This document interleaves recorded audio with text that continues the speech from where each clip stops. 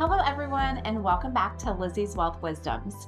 Today, I want to talk about one of the most important planning topics that I encounter with families. And interestingly, it has very little to do with stocks, bonds, or investment returns. It starts with a simple question.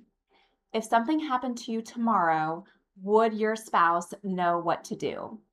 One of the most common things I see is that one spouse handles most of the financial responsibilities while the other handles different aspects of family life. And there is absolutely nothing wrong with that. The problem isn't the division of labor. The problem is when one spouse has no idea where to even begin if something unexpected happens. A few years ago, I met with a widow shortly after her husband's passing.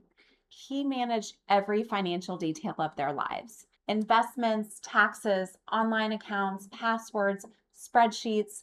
Unfortunately, most of that organization existed in his head.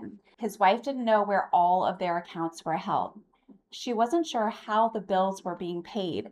She did not know the passwords. She wasn't even sure which attorney had prepared their estate plan. For months, she was not simply grieving.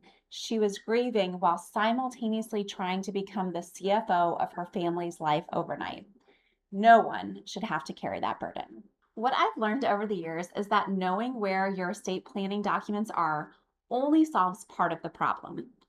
Recently, I met with a couple who had done everything right. They had wills, they had trust, powers of attorney. Everything was very organized. I asked a simple question. If something happened tomorrow, where would the assets go? Who would make the decisions? And how would the plan actually work? The room got quiet. As we walked through their documents, they realized something surprising. While they had a very solid estate plan, neither of them fully understood what it would do in practice. The documents were working exactly as intended, they just had not been revisited in years. And I see this all the time.